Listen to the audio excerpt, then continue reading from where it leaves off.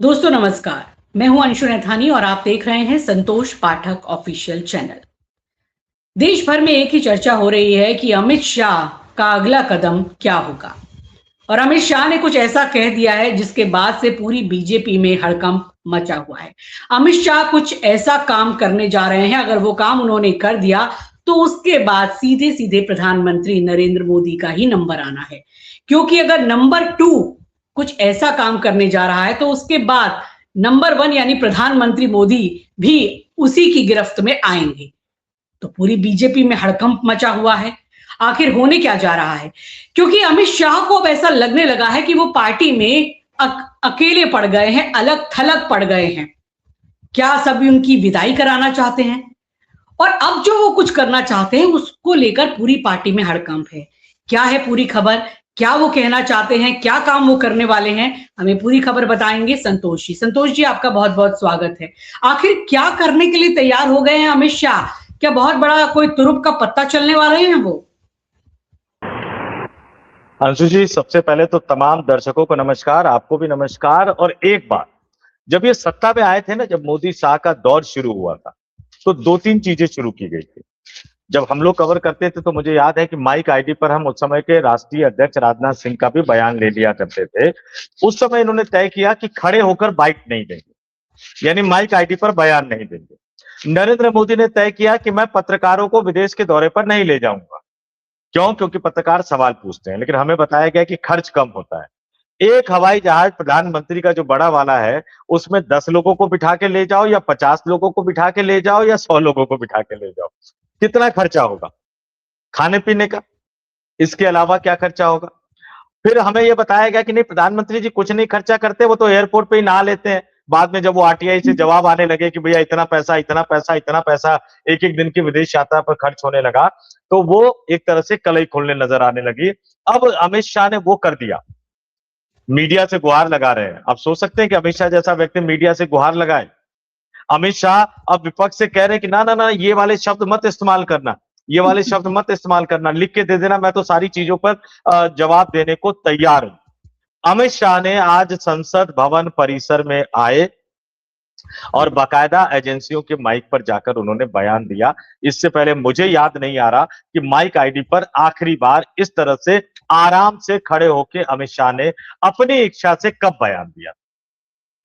अगर दर्शकों को याद आए तो बता दें कौन से साल में उन्होंने बयान दिया था। प्रियंका गांधी ने ठीक कहा था कि सत्ताधारी पार्टी के सांसदों को उन्होंने अब नारे लगाने पर मजबूर कर दिया। आज तो गृह मंत्री भी अब मजबूर हो गए अपना बयान देने के लिए, और गृह मंत्री का ये बयान खुद उनकी पोल खोलता हुआ नजर आ रहा है। वो कह रहे हैं कि सरकार चर्चा के लिए तैयार है। 20 जुलाई से संसद का सत्र शुरू हुआ। 20 जुलाई को आपके सुरक्षा कर्मियों ने जो माहौल पैदा कर दिया, 21 जुलाई से विपक्षी राजनीतिक दल मांग कर रहे हैं। आपको 12 अगस्त को याद आई है, जब संसद सत्र खत्म होने जा रहा है, आप कह रहे हैं कि मैं चर्चा का जवाब देने के लिए तैयार हूं। अमित शाह को अब ऐसा लग रहा है कि भाजपा के किसी भी नेता पर भरोसा नहीं है। आप ये देखिए कि पहले 2 सप्ताह तक बीजेपी का कोई बड़ा नेता उनको बचाने के लिए नहीं आया।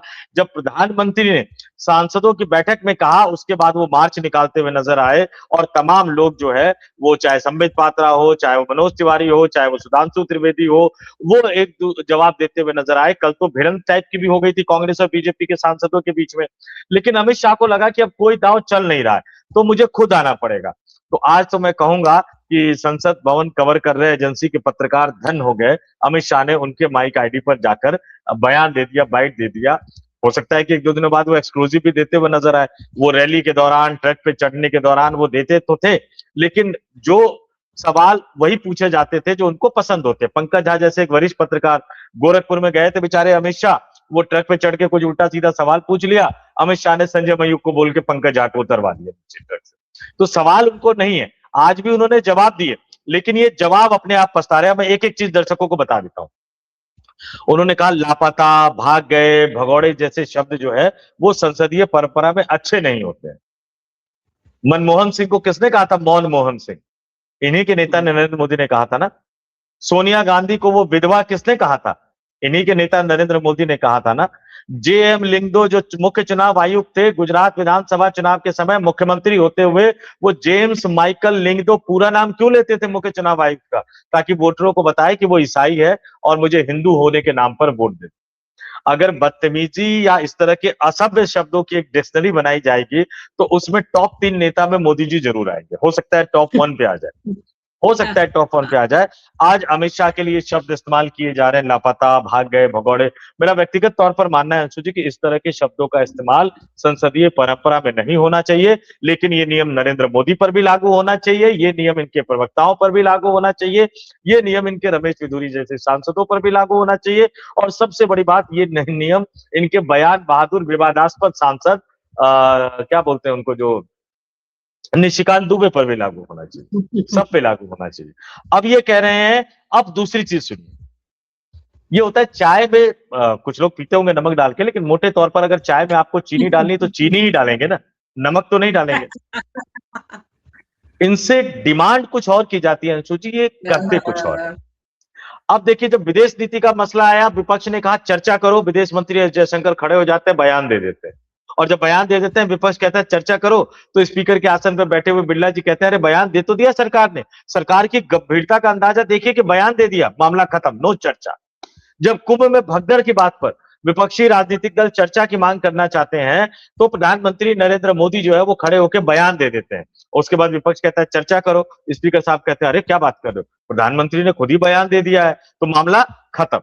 अब विपक्षी राजनीतिक दल कह रहा है कि इस पर गृह मंत्री बयान दे, गृह मंत्री कह रहे मैं बयान नहीं दूंगा, मैं चर्चा करूंगा, चर्चा का जवाब दूंगा। क्यों देंगे चर्चा का जवाब, वो भी मैं दर्शकों को बता देता हूं। अब ये जैन जी ना बहाने सुनने के लिए तैयार नहीं। जैन जी आपसे ये जानना चाहता है कि 20 जुलाई 2026 को दिल्ली की सड़कों पर जो हुआ उसका आदेश किसने दिया। आप चर्चा में आओगे, आप कहोगे 47 में ये हुआ था, 52 में ये हुआ था, 67 में ये हुआ था, 70 में ये हुआ था, 75 में ये हुआ था, 90 में ये हुआ था। अरे भले मानुस, 75 में इंदिरा गांधी ने आपातकाल लगाया था, जनता ने सत्ता से बाहर किया था ना, पूरे उत्तर भारत में सिर्फ एक सीट मिली थी, कांग्रेस का सुपड़ा साफ हो गया था। विपक्ष क्या लड़ाई लड़ने के लिए तैयार था? उस समय नहीं था।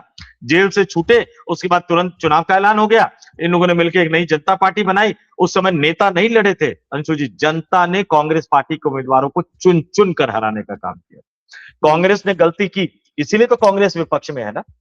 कांग्रेस ने लाठियां भाजी, कांग्रेस ने ढंग से युवाओं की बात नहीं सुनी, इसलिए कांग्रेस विपक्ष में है ना। आज हम सिर्फ आपका बयान, ये राहुल गांधी का ये वाला स्टैंड में व्यक्तिगत तौर पर मानता हूं सही है अंशु जी। सदन और ये देश, इस देश का जन जी सिर्फ ये जानना चाहता है कि 20 जुलाई को जो लाठीचार्ज हुआ, जो आंसू गैस के गोले छोड़े गए, जो पैलेट गन चलाया गया, वो क्यों और किसके आदेश पर किया गया। और इसमें थोड़ा सा एक सवाल मैं भी जोड़ देता हूं कि फिर उसके बाद दिल्ली पुलिस और मंत्री ने सदन के अंदर खड़े होकर ऑन रिकॉर्ड झूठ क्यों बोला।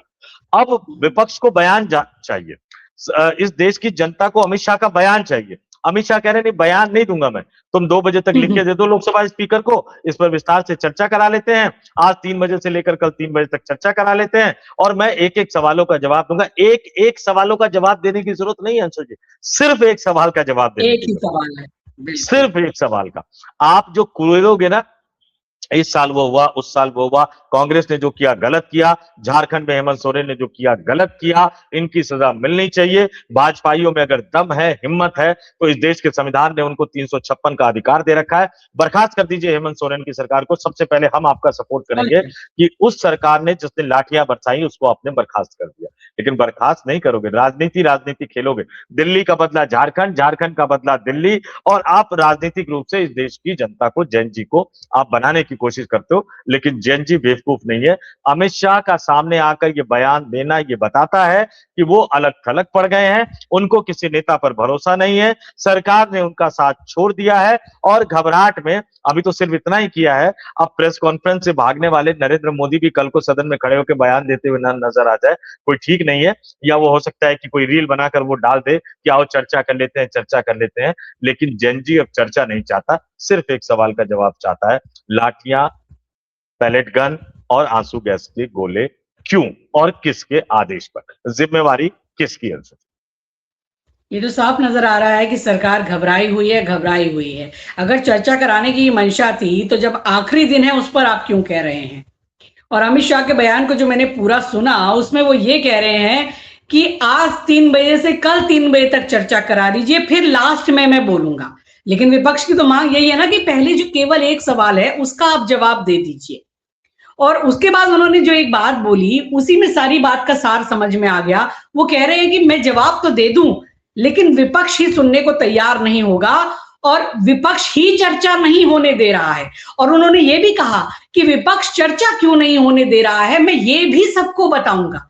यानी उनका फोकस विपक्ष पे है, विपक्ष पे वार करने का है। उनको जनता को जवाब देने का ज्यादा फोकस नहीं है। उनको लाठीचार्ज क्यों हुआ, पैलेट गन क्यों चली, जेनजी छात्रों के मुद्दे पे वो जवाब देने में फोकस ज्यादा नहीं है, ये बताने में फोकस ज्यादा है नैरेटिव कि विपक्ष सदन नहीं चलने दे रहा। हम तो डिबेट दे रहे हैं, विपक्ष डिबेट को मान नहीं रहा है और आ नहीं रहा है। तो ये एक सारा नैरेटिव का खेल होता है और करना ही था तो पूरा समय बीत जाने के बाद आप कर रहे हैं, तो निश्चित तौर पर सरकार घबराई हुई है, बचने का रास्ता ढूंढ रही है। और यही वजह है कि गाड़ी को अब जंतर मंदिर से सीधा झारखंड मोड़ा जा रहा है। अरे भाई, झारखंड में आपने सही कहा, आप तो केंद्र में कुछ कर दें, वहां प्रेसिडेंट रूल लगा दीजिए, जो आपको दिल करता है वो आप वहां पर कर सकते हैं। और वहां के मुख्यमंत्री ने तो इतनी हिम्मत दिखाई है कि सदन में आके बोला तो है, चाहे जो भी बोला है कि बीजेपी का षड्यंत्र है या जो भी बोला, लेकिन सदन में आके बोला आपने वहां विधानसभा में। आपसे क्या कहा जा रहा है? आपसे भी यही कहा जा रहा है। और डिबेट तो ठीक है, इन सारी बातों पर होगी, लेकिन सबसे पहले जो आपसे एक ही सवाल पूरे देश की जनता जानना चाह रही है, उसका आप जवाब तो दीजिए, बातों को गोलमोल मत कीजिए। तो ये तो एक महत्वपूर्ण मुद्दा है ही, लेकिन इसके साथ संतोष जी मैं आपको बताऊंगी कि एक बड़ी इंटरेस्टिंग बात हुई है। मैं कुछ समय पहले आपको ये कह रही थी कि ये सरकार इतनी अलोकप्रिय हो चुकी है, जनता इनसे आजिज आ चुकी है, जेनजी एकदम इनसे कह रही है कि हमारे सवालों का जवाब दो, नहीं तो हम आपको चाहते नहीं है, इस्तीफा दे दीजिए। अगर आज की डेट में मैंने आपको कहा था कि कोई सर्वे हो जाए तो पता चल जाएगा कि ये कितने पीछे हैं, और ये कोई चुनाव हो जाए तो ये जीत नहीं सकते, जो कि बांकीपुर और दतिया में पता ही चला। तो लगता है कि मेरी बात कुछ सर्वे करने वालों ने सुनी है। तो एक पोल ट्रैकर एक एजेंसी है, उन्होंने सर्वे किया है, और जो सर्वे किया है मतलब उसके जो आंकड़े हैं, मतलब सुन के थोड़ा आप चौंक जाएंगे। हालांकि चौंकने वाली बात नहीं है, बात वही है जो हम कह रहे हैं। हालांकि इस पर हम एक विस्तार से वीडियो करेंगे। दर्शकों, मैं आपसे गुजारिश करना चाहती हूं कि जो इस पर हम विस्तार से वीडियो करेंगे उसको भी आप जरूर देखें, और गुजारिश ये भी है कि हमारी पत्रकारिता को आप सपोर्ट कीजिए, क्योंकि हम जिस निर्भीकता से बात करते हैं, सही खबरें सही समय पर आपके सामने लेकर आते हैं, तो हमें आपका सपोर्ट चाहिए। करना कुछ ज्यादा नहीं है, संतोष पाठक ऑफिशियल चैनल को सब्सक्राइब कर लीजिए, इसकी मेंबरशिप ले लीजिए, वीडियो पसंद आती है तो उसे लाइक शेयर कीजिए, कमेंट कीजिए, जो सवाल पूछना चाहते हैं वो सवाल आप पूछिए। और आपने कुछ और भी सवाल पूछे हैं कि इस प्लेटफॉर्म से कई जो हमारे दोस्त हैं वो कहाँ हैं, तो वो दोस्त सब यही हैं और यहीं पे आपको मिलेंगे और लगातार आपको मिलते रहेंगे। लेकिन बड़ा काम आपको ये करना है कि हमारे चैनल को आपको सपोर्ट करना है, सब्सक्राइब करना है, लाइक करना है, शेयर करना है, कमेंट करना है। अब आती हूँ बात कि इस पोल सर्वे में बताया क्या क्या है, ध्यान से सुनिएगा आप भी।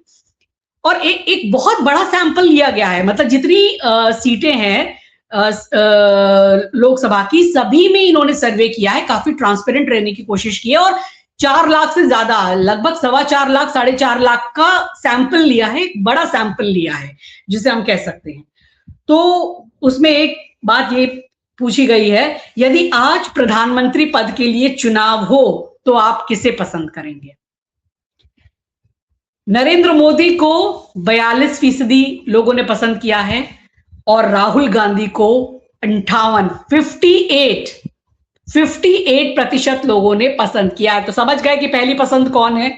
आज प्रधानमंत्री पद के लिए पहली पसंद है राहुल गांधी। नरेंद्र मोदी काफी पीछे आ चुके हैं।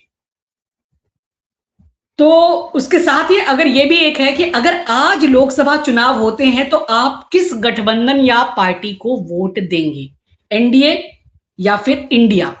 ये भी सुन लीजिए। एनडीए को कहा है आज चुनाव होते हैं तो 240 सीटें मिलेंगी, 240 वहीं पहुंचा रहे हैं। और इंडिया को कितनी मिलेंगी? अगर आज चुनाव होते हैं तो 280 सीटें मिलेंगी, और अन्य को 23 सीटें मिल सकती है। तो देख लीजिए देश का मूड क्या है, और उन्होंने नाम भी यही दिया है, पोल ट्रैकर मूड ऑफ इंडिया। तो केवल यही आंकड़े नहीं है, और भी बहुत चौंकाने वाले आंकड़े हम पूरे विस्तार से आपके सामने लेकर आएंगे। कुछ कहना चाहते हैं संतोष जी?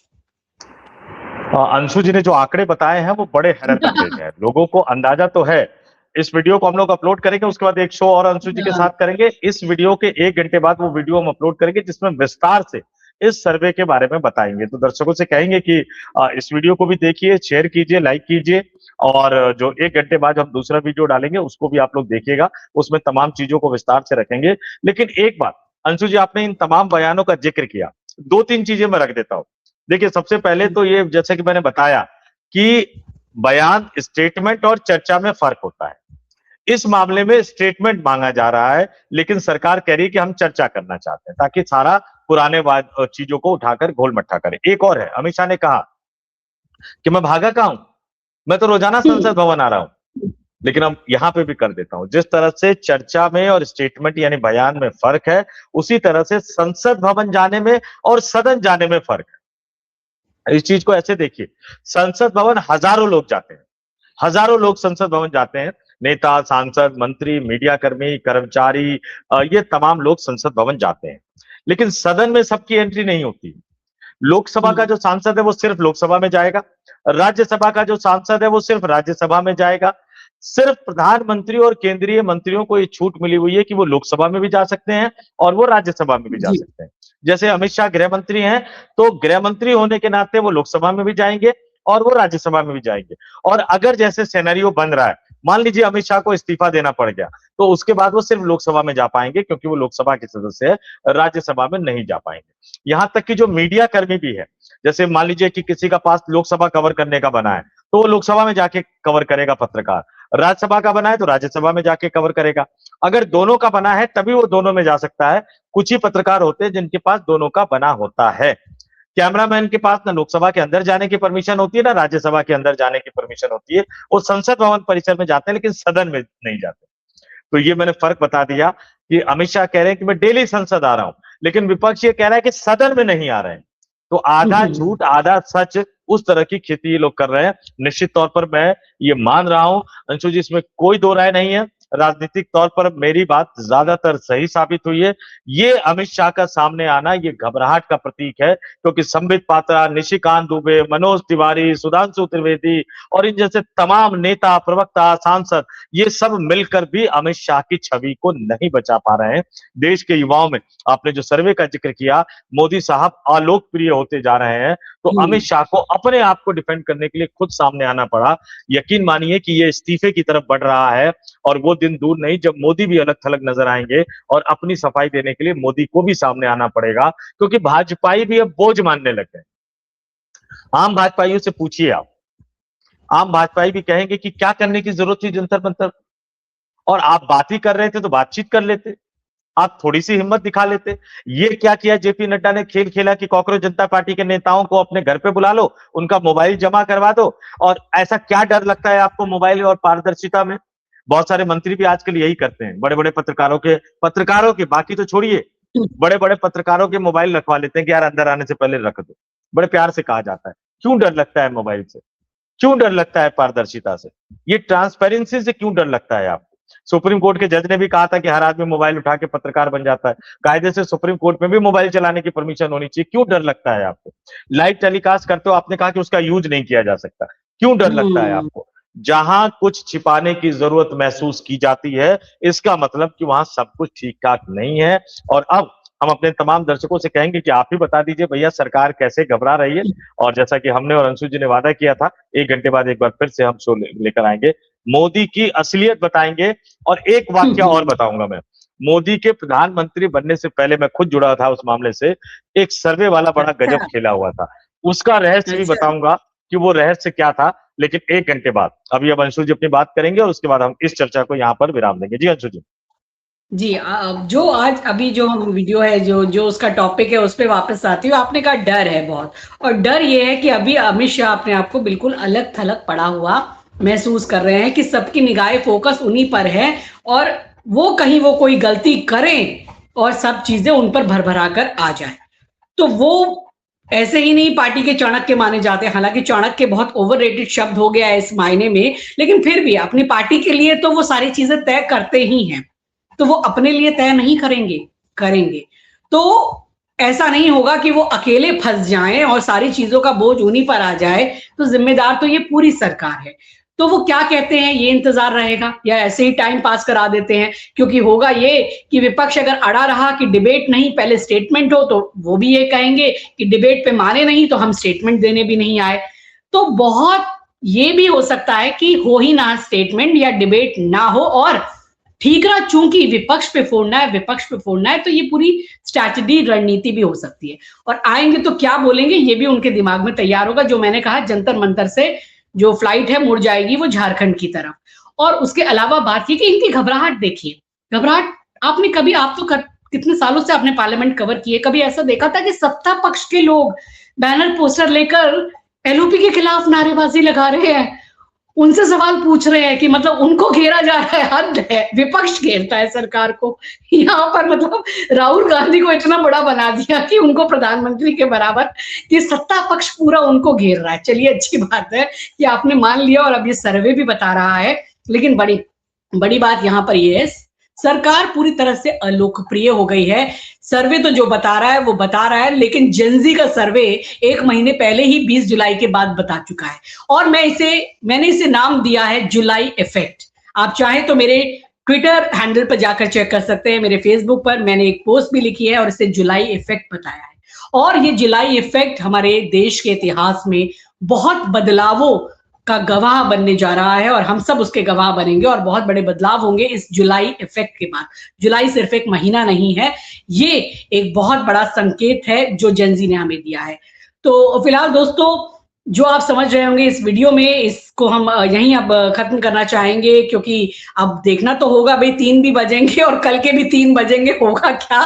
सेशन तो पूरा निकल चुका है, लेकिन ये सर्वे जो है वो बहुत इंपॉर्टेंट है, इस पर विस्तार से चर्चा करेंगे। और क्या इसके बाद सी वोटर और भी लोग जो सर्वे करते आए हैं, उनके लिए भी अब 1 घंटे ही बजेगी, उनको भी क्या निष्पक्ष और सही सर्वे करके आने पड़ेंगे, ये भी देखने वाली बात होगी। तो फिलहाल दर्शकों, हमें दीजिए इजाजत, और जल्द जुड़ेंगे आपके साथ दूसरे वीडियो को लेकर, तो हमारे साथ जुड़े रहिएगा।